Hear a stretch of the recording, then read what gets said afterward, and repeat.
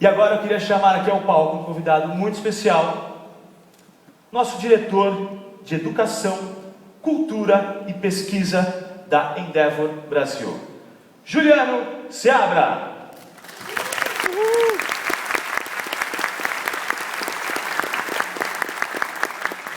Obrigado, Thiago. Bom dia a todo mundo que veio aqui no auditório. Obrigado pela presença dos empreendedores que prestaram a sua história para a gente no dia de hoje. Há 12 anos a Endeavor varre o Brasil em busca de histórias de empreendedores que sonham muito grande e botam para fazer, sem atalhos, de degrau em degrau, do mesmo jeito que são essas escadas que estão aqui no fundo. O Day One, que é um evento que a gente criou há um ano e pouquinho, ele materializa nosso desejo de contar essas histórias de uma forma que todo mundo consiga sair daqui mais inspirado. E hoje a gente realiza um dos nossos sonhos grandes. O Thiago falou muito de sonho grande, vocês vão ouvir muito falar de sonho grande hoje. Hoje a gente realiza um dos nossos. Desde a primeira edição do Day One, lá no INSPER, aqui em São Paulo, a gente sempre falava que a gente queria ter um Day One aqui no Auditório Ibirapuera. E é por isso que eu queria, antes de mais nada, agradecer muito o pessoal do auditório, a equipe do auditório, que conseguiu viabilizar isso pra gente e garantir que a gente tenha um espetáculo ainda mais bonito e ainda mais inspirador. E falando em agradecimento, eu queria agradecer quem sonhou com a gente para realizar esse Day One. O BTG Pactual, que viabilizou o evento e emprestou a história de um dos grandes empreendedores brasileiros, que vai falar hoje à tarde, o André Esteves. A Dell, o Instituto Redicar, que é patrocinador da Semana e Semana Global do Empreendedorismo, que hoje está começando no Brasil inteiro. A Demagrela, a Sambatec e a Salom. Mais importante para nós hoje, que todo mundo que esteja aqui aproveite o evento, saia daqui mais inspirado do que entrou e consiga, cada um de vocês que está aqui, sair e contar para muito mais gente as histórias maravilhosas que vocês vão ouvir hoje. Obrigado e aproveitem o dia.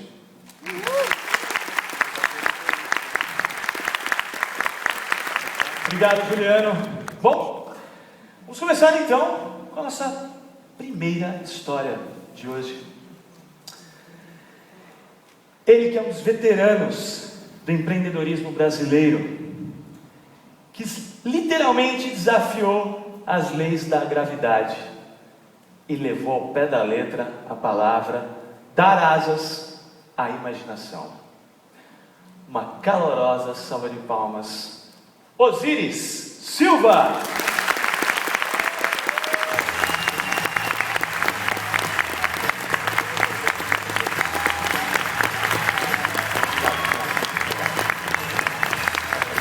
Jovem veterano engenheiro do Brasil. Muito obrigado por estar com a gente, Osíris. Muito obrigado. Thiago, o comando do... O comando? A minha cabeça, né? Tá bom. Agora sim. Não tem acento vegetal. Olha só como é fácil. Se vai e se volta. É simples. Ok. Bem, bom dia a todos. Muito obrigado aí pela presença e muito obrigado pelo convite da Endeavor de trazer a nossa história para cá. E para nós ganharmos o tempo, eles me pressionaram bastante para me manter dentro do tempo. Eu vou começar quando eu era bastante jovem, da hora de 15 anos. Eu já tive 15 anos, você pode imaginar que não, né? Mas eu nasci numa cidade do interior de Bauru, do interior de São Paulo, Bauru, onde tinha um centro aviatório bastante importante, inclusive com um suíço foragido da Segunda Guerra Mundial, que começou a despertar na molecada que o cercava que avião podia ser fabricado. Normalmente os jovens, um de vocês, todos vocês, já pensaram em ser pilotos de avião. Mas acho que assim, poucos pensaram em fabricar aviões. E esse suíço teve a agora de condão de mostrar para nós as maravilhosas invenções que tinha dentro do avião. E nesse time estava eu próprio, Osíris Silva, e meu velho amigo, felizmente já falecido, Benedito César. E nós não nos conformávamos de ver que nós tínhamos Santos Dumont, um grande sábio que fez o primeiro voo do mais pesado que o ar, e que todos os aviões do Aeroclube eram importados. E a pergunta que nós fazíamos, inclusive um professor de química que tínhamos no antigo ginásio, que era um fã incondicional de Santos Dumont, como que se explicava que nós tínhamos Santos Dumont, depois o Brasil tinha cruzado os braços, os americanos e os franceses ocuparam o mercado e fabricavam todos os aviões que estavam no Aeroclube de Bauru. E foi aí que nós, fazendo essa pergunta, e isso foi evoluindo nossa cabeça, e nós queríamos ser engenheiros aeronáuticos, nós dois. Estou falando em 1945, olha, faz tempo, né? Mas não tinha escola de engenharia aeronáutica no Brasil. Nós escrevíamos cartas para as universidades americanas, e elas mandavam aqueles catálogos bonitos, oferecendo um curso com um tal de dólar, que a gente nem sabia o que era. Quer dizer, imagine, naquela época, as comunicações não eram nada como hoje. A gente sentava nos bancos da Avenida Rodrigues Alves, lá em Bauru, e ficava olhando para o futuro e dizendo, nós temos que ser engenheiro aeronáutico, como é que nós vamos conseguir isso? E nenhuma escola oferecia. E nós não sabíamos que, ao mesmo tempo, nessa época, 1945, 46, um coronel da Força Aérea dizia, o Brasil só vai fabricar avião se antes fabricar engenheiros e técnicos. Ele estava lutando para convencer a Força Aérea a criar o ITA, a primeira escola de engenharia aeronáutica que teria. E conseguiu isso em 1948. Em 1950, o ITA foi criado e começou a fabricar sementes necessárias para que o Brasil pudesse entrar nesse mercado de um produto complexo, técnico, cheio de tecnologia, como é o caso do avião. E foi assim que nós não sabíamos disso, porque as comunicações horizontais, pode imaginar, naquela época não era nada de hoje. E foi assim que nós sentados num banco lá da Avenida Rodrigues Alves, no centro de Bauru, um dia um sargento do Exército ficou vendo aqueles dois moleques o tempo inteiro conversando ali sobre o futuro, aquela coisa toda, você não sabia isso, e foi perguntar o que nós estávamos discutindo. Então nós contamos para eles que queríamos ser engenheiros aeronáuticos, e ele perguntou, por que vocês não começam pela FAB? FAB? O que é isso? Ele, Força Aérea Brasileira. E nós não sabíamos exatamente o que era essa FAB, nem que era ser militar, coisa dessa natureza.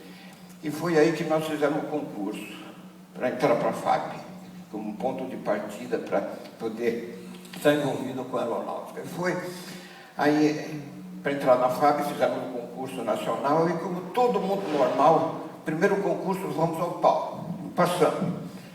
Mas aí nós vimos que o negócio era mais sério. E o próprio sargento que falou isso para nós, falou, olha, vocês vão ter que trabalhar muito, estudar muito, aprender muito para vocês poderem chegar onde vocês querem. Fizemos o nosso concurso de admissão. Em 1948, vestimos uma farda de cadete do ar, eu não sabia como andar dentro dela, mas e ali começamos aquele nosso caminho de construir uma vida ligada ao avião. Em 1951, nós nos formamos como oficiais aviadores, começamos sendo oficiais aviadores, não sabíamos da existência do ITA, que tinha sido criado um ano antes, mas infelizmente o Zico, que era o meu companheiro de conversa, morreu num acidente aeronáutico que ocorreu em Santa Cruz em 1955. E foi uma pena, porque aquilo parecia que tinha esfacelado completamente aquele sonho nosso de tentar participar do processo de fabricação de aviões. De forma nenhuma nós pensávamos que um de nós pudéssemos liderar isso. A gente sabe que no empreendimento a gente não sabe aonde vai chegar, mas o fato é que a gente tem que ter aquele objetivo lá para frente, porque sabendo onde quer chegar, ou pelo menos onde pretende chegar, o caminho que a gente escolhe para chegar lá fica mais fácil. Em 1958, 3 anos depois que o Zico tinha morrido, eu não pensava mais nesse assunto, porque faltava aquele diálogo fundamental que nós tínhamos consolidado, mas foi numa madrugada, eu fazendo um voo com um amigo meu, descobri que se eu pudesse, que eu já preenchi as condições, pedisse ao ministro da Aeronáutica autorização para prestar o concurso do ITA. Se passasse no concurso do ITA, eu ganharia a bolsa da Força Aérea. E olha, foi impressionante, porque embora já mais tarde, eu estava com 28 anos nessa época, tive que estudar um bocado, competir com os alunos jovens, mas consegui e acabei me formando no ITA em 1962. Em 62, foi aí, nesse momento, o diretor-geral do CTA, lá, que é em São José dos Campos, que é um centro de pesquisa da FAP, me convidou para continuar lá, formado agora engenheiro aeronáutico. Então, naquele momento, no instante que eu recebi o diploma de engenheiro do ITA, isso foi dia 12 de dezembro de 1962, olhei para o diploma e disse: tenho a qualificação certa, estou no lugar certo, que era um centro de pesquisa da Força Aérea, tem que criar o momento certo. E aí começou a disparar a ideia de que eu poderia começar a comandar um processo de fabricação de aviões. O quadro era difícil. Desde o Santos Dumont, muitos tentaram. Gente boa, gente competente, mas não conseguiam ir à frente porque estava faltando algo no pensamento deles. O pensamento mercadológico. Não é fazer um avião porque o avião voou, uma grande realização tecnológica. É fazer um produto que satisfaça uma necessidade. Necessidade que às vezes até as pessoas não sabem. E foi aí que nós nos dedicamos. Era um time pequeno, eu diria, brincava que até que era um time que não podia dar certo, né? Porque nós éramos 3 Silvas e um Silveira, né? E o pessoal que Silveira pacota bacalhau, faz azeite, essas coisas dessa natureza, mas faz avião, né? Zé da Silva não tem jeito. Mas se juntou ao nosso grupo um francês, foragido da França por negócio de imposto de renda, que era projetista de avião, e tinha um nome pomposo chamado Max Host. Olha que coisa séria. Então, pessoal, Max Host faz avião, Zé da Silva negativo. Então, e nós pusemos o Max Host no nosso frontistípio, à frente da gente, para gerar credibilidade. E foi aí que surgiu uma ideia importante. Os jatos começaram a entrar em serviço e, por acaso, num trabalho que nós estávamos executando para o Estado Maior da Aeronáutica, nós vimos que, em 1957, o Brasil tinha 350 cidades atendidas pelo transporte aéreo. Em 1965, quando nós estávamos com as ideias bem avançadas a respeito disso, nós tínhamos apenas 45 cidades, quer dizer, caiu de 350 para 45. E aí nós olhamos, por quê? O que foi que houve? Compreendemos que os jatos, precisando de pistas melhores, mais infraestrutura, coisa dessa natureza, estavam fugindo das pequenas e médias cidades. Aí criamos uma pergunta fundamental. E essa pergunta preside a estratégia da Embraer até esse presente momento. As pequenas e médias cidades do futuro não vão dispor do serviço de transporte aéreo? A resposta óbvia é claro, claro que vai. E aí, com que avião? Aí começamos a olhar, não tinha nenhuma fábrica do mundo fabricando aviões pequenos que pudessem satisfazer os requisitos de transporte aéreo e operar de uma forma bem resumida em relação aos grandes jatos que absorviam cada vez mais pessoas. Das revistas que nós líamos, porque não tinha internet, não tinha nada disso, nós começamos a ver que não tinha nenhum fabricante interessado nisso. E nos lançamos com a ideia de criar um avião pequeno, um avião que pudesse pousar em pistas não pavimentadas, adaptadas às pequenas cidades, tudo isso. Nós brasileiros, em geral, quando a gente começa qualquer coisa, aparece uma turma do deixa disso, né? E a turma do deixa disso diz: poxa, mas se ninguém está fabricando esse avião, por que vocês vão fabricar? A gente discutia, mas espera aí, você quer que a gente comece uma concorrência? Ao contrário, nós queremos entrar num negócio onde não haja concorrência. E foi com essa ideia que conseguimos, lutando bastante, mesmo com dificuldade, conseguimos que o então ministro da Aeronáutica, Eduardo Gomes, assinasse uma autorização para a gente usar as instalações do CTA lá em São José dos Campos para fazer uma demonstração desse conceito, quer dizer, fazer um protótipo de um avião que dissesse que isso seria possível.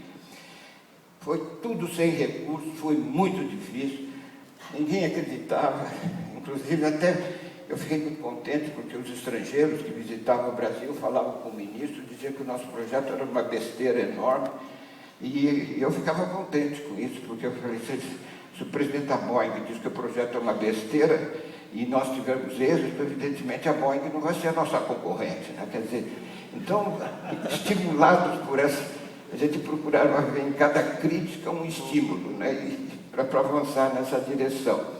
E aí foi que caminhamos para frente e fizemos o nosso avião. Olha, foi impressionante. São José dos Campos teve um espanto quando o avião voou.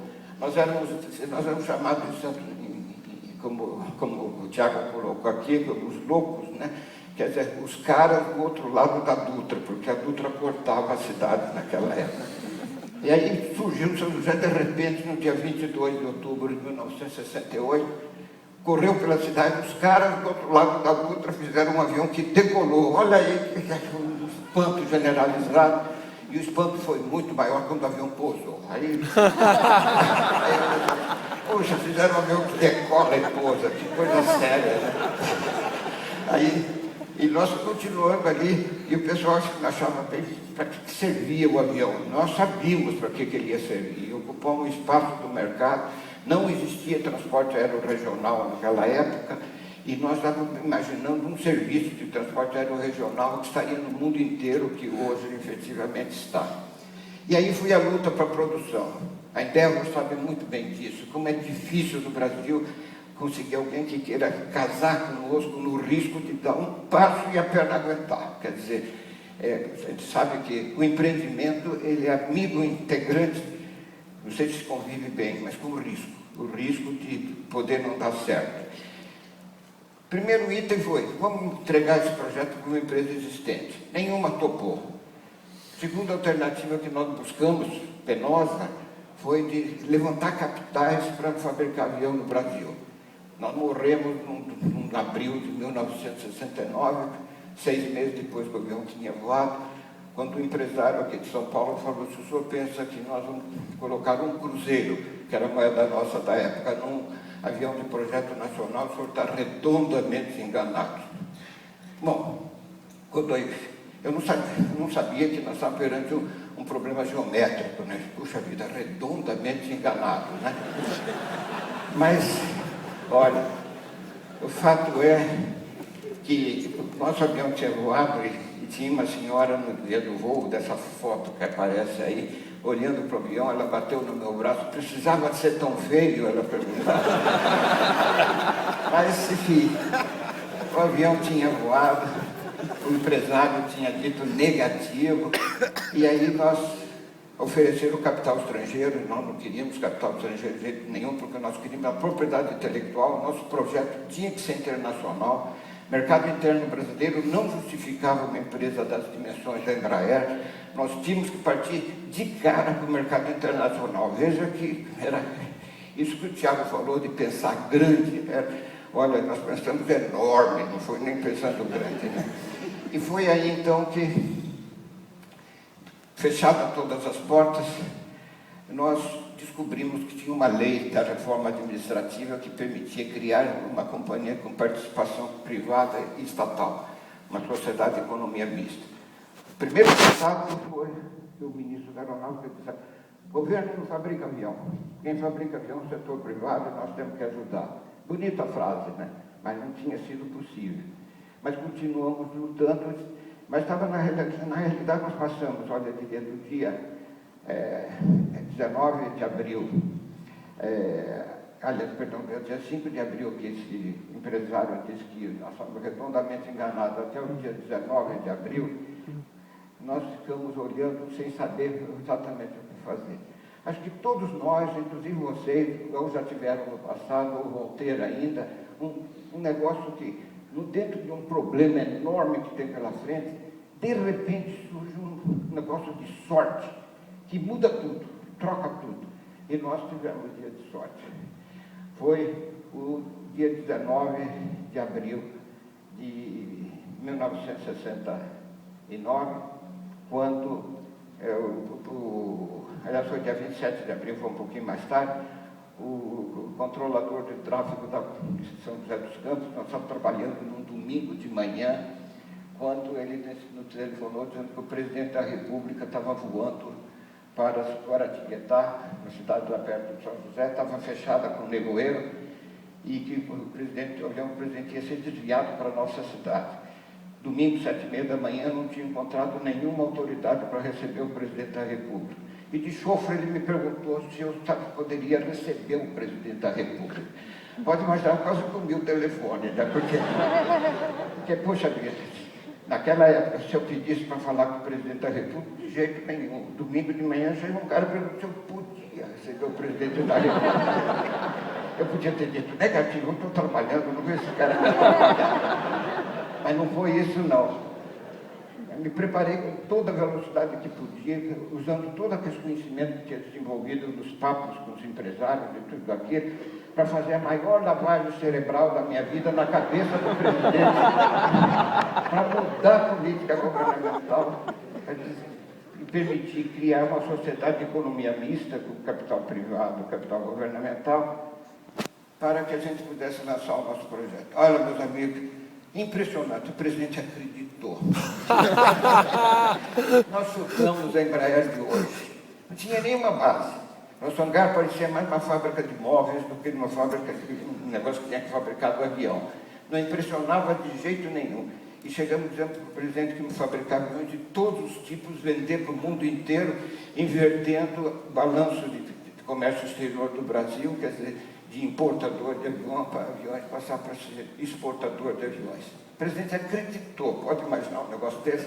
Bom, e foi aí então que ele convocou uma reunião em junho de 1969, e dessa reunião saiu o nome Embraer pela primeira vez, Empresa Brasileira de Aeronáutica, Sociedade Anônima, e a presidência dessa empresa sobrou para mim.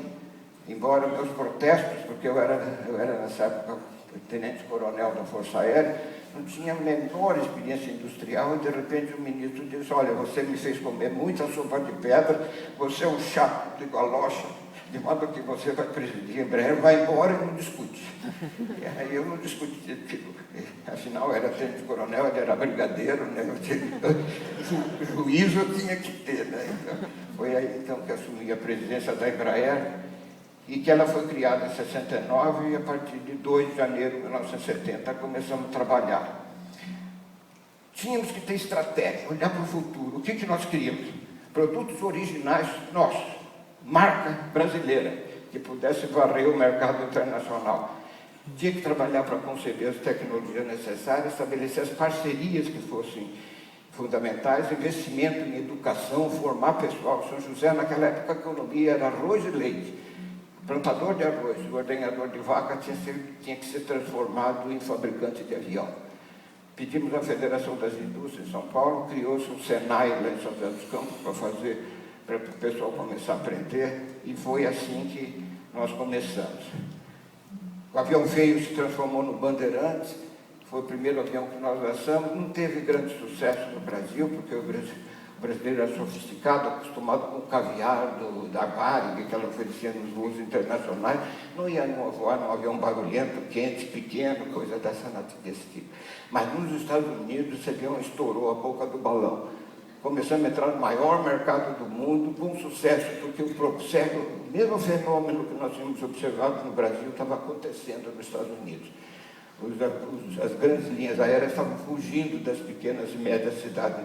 E, de repente, nós chegamos com um avião prontinho para que eles pudessem usar nas pequenas cidades. E, a partir daí, começamos a conquistar o mercado internacional, que era o nosso objetivo. O Ministério da Agricultura encomendou de nós um avião agrícola, está sendo feito até hoje.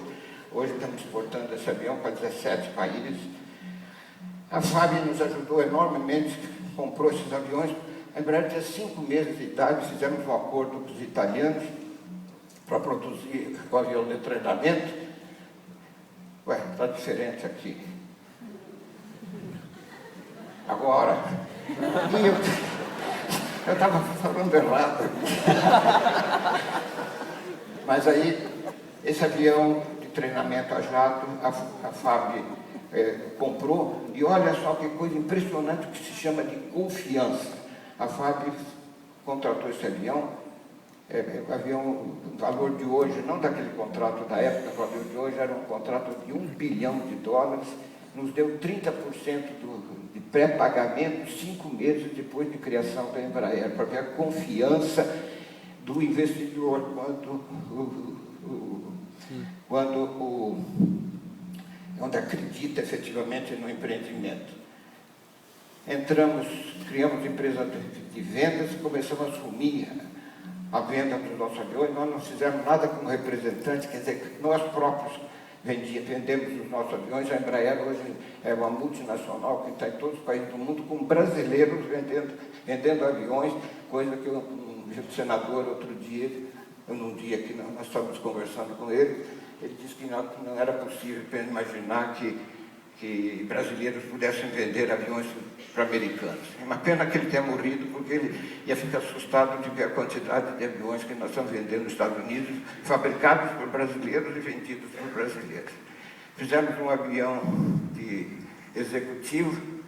A França comprou um bocado desses aviões como uma compensação da negociação do Brasil para comprar os aviões supersônicos. Entramos com o Brasília. O Brasília é um avião pressurizado, até hoje tem muitos voando no mundo. Fizemos o Tucano, que até a Fábio não acreditava que nós pudéssemos fazer um avião de treinamento militar que prestasse, e realmente fizemos o Tucano, e hoje se transformou no melhor avião de treinamento que está no mercado atualmente. Hoje ele treina o pessoal da Força Aérea Inglesa, da RAF, Força Aérea Francesa, Força Aérea Grega. Nós estamos com 20 forças aéreas do mundo usando o Tucano, inclusive o Brasil. Fizemos um acordo com os italianos, depois do acordo do primeiro avião, e foi muito bom, porque as meninas de São José dos Campos acabaram casando com os italianos, eles ficaram lá, não voltaram mais, nós tivemos uma assistência técnica permanente.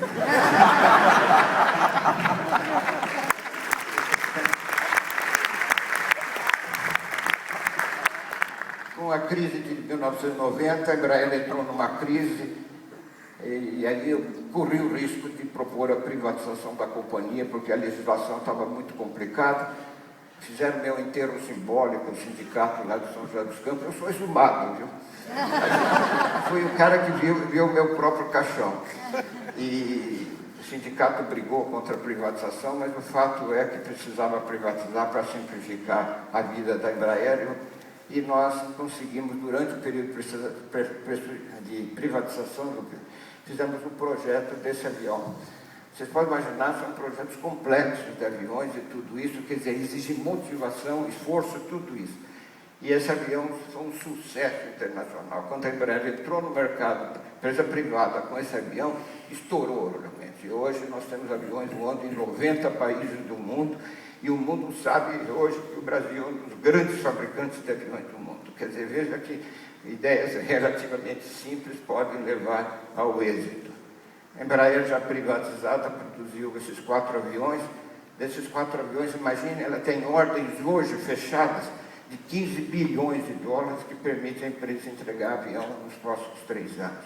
É um número que eu jamais poderia imaginar que um dia eu poderia dizer isso em público e ninguém desse risada, né? Quer dizer, coisa dessa natureza, realmente é impressionante. Recentemente, a Embraer lançou uma linha de 6 jatos executivos. E olha que boa notícia, o ano passado a Embraer bateu o recorde mundial de entregas de aviões executivos, independentes das empresas como Learjet, Cessna, e essas companhias no mercado mundial estão vendendo aviões. A FAB encomendou agora da Embraer um cargueiro militar que vai ter um bom sucesso e pode servir de base para avião de maior porte, o que significa que talvez lá para o futuro, dentro de uns 5, 10 anos, a nossa Embraer vai estar mordendo as pernas da Boeing e da Airbus. E certamente com sucesso, porque muitas das empresas que tentaram competir conosco no mercado internacional, na Alemanha, na Suécia, na Inglaterra, nos Estados Unidos, no Canadá, não conseguiram. O ambiente competitivo hoje é sério. E agora o próximo passo é um avião supersônico para a Força Aérea. Quem sabe a gente pensar até em avião supersônico para o transporte mundial. E isso tudo, o DNA desse negócio está em fabricação para continuar no processo de empreendimento e de jogar as coisas para frente. Com isso, nós criamos realmente uma multinacional.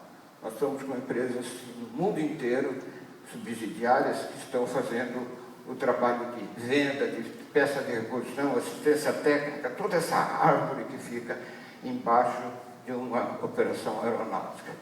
De modo que eu diria para vocês, meus amigos, nós temos resposta para desenvolvimento. É aquilo que o Tiago colocou aqui, pensem em grande. Quer dizer, não fiquem como cidadãos de segunda classe achando que o hemisfério norte vai resolver os problemas que nós precisamos. Quer dizer, se nós tivermos problemas para resolver, nós podemos encontrar solução e abrir oportunidade de empregos. A Embraer hoje emprega diretamente 17 mil pessoas, só na área de São José dos Campos tem mais ou menos umas 40 mil pessoas, empresas subsidiárias fabricando componentes, equipamentos para os nossos aviões. Temos 2 mil empregos nas nossas empresas do exterior e a ideia sempre é como avião. Eu brinco sempre dizendo que avião não pode ser visto nariz para baixo, sempre nariz para cima, quer dizer, sempre na direção de crescer. E nós temos que passar por esse período de educação, inovação e empreendedorismo. E nós temos que acreditar que isso possa acontecer.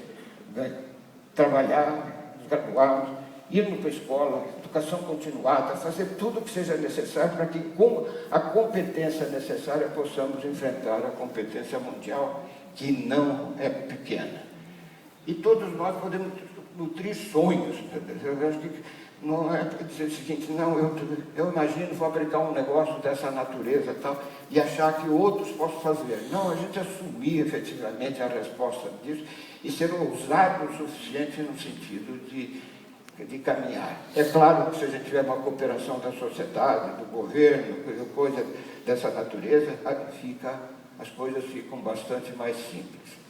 E temos que aproveitar as oportunidades, o tempo inteiro ficar mais martelando, aprendendo, pensando, criando, empreendendo e realizando. E de modo que, não estou falando que os empreendedores sejam só os que fazem grandes empreendimentos na multinacional, como foi o nosso caso, mas empreender no próprio negócio, criar valor para o trabalho que nós fazemos dentro da própria empresa e onde nós estivermos trabalhando, nós sermos sempre um contribuinte para a inovação, para a coisa nova que efetivamente possa ajudar a gente a vencer. Temos que vencer essa falha de confiança. O brasileiro não tem muita confiança em si. Eu diria, tenho confiança, porque meu processo de confiança, de criação básica, de que cada empregado nosso era melhor do que o empregado da Boeing, era difícil enfiar isso na cabeça das pessoas. Mas hoje, se vocês encontrarem um colaborador da Embraer em qualquer lugar, vai ver um sujeito orgulhoso, um sujeito que sabe o quanto ele vale. E isso não é presunção, não é coisa nenhuma, é algo que é muito bom para que possa crescer. E a cultura de sucesso. Nós vemos a nossa mídia aí, só critica, a gente pega um jornal brasileiro, se enrolar, pode até pingar sangue, coisa dessa natureza, mas não entre nisso. Quer dizer, vamos fazer uma cultura de sucesso. Se um amigo do nosso consegue alguma coisa nova, palmas para ele. Quer dizer, o sucesso, a contaminação do sucesso cria uma aura positiva que pode criar diferenças relativamente bastante grandes. E cada um de nós pode ser um empreendedor como um centro gerador de riquezas. Isso é possível e nós podemos participar porque a sociedade é aberta hoje com todos os produtos do mundo todo, indo para o mundo todo. Nós temos que ser determinados, lutarmos, mantendo a coragem para inovar e prosperar. Eu diria que o Brasil tem esperado demais. Num futuro próximo, eu acho que nós poderíamos mudar esse país por essa mudança de atitude. Vou dar um exemplo bem claro que aconteceu recentemente. Acho que todos vão concordar comigo que há 5 ou 6 anos atrás nós não sabíamos que precisávamos de um iPhone e de um iPad, coisa dessa natureza. O Steve Jobs pensou nisso lá no passado. E nós não sabíamos que nós tínhamos necessidade disso. Ele criou uma solução de uma coisa que nós não sabíamos que precisávamos. E olha que coisa impressionante, mais de 100 milhões de iPads foram vendidos. Olha que coisa extraordinária, o que significa a cabeça humana trabalhando e tentando preencher necessidades que a gente nem consegue identificar. Essa é uma frase que me acompanhou a minha vida inteira.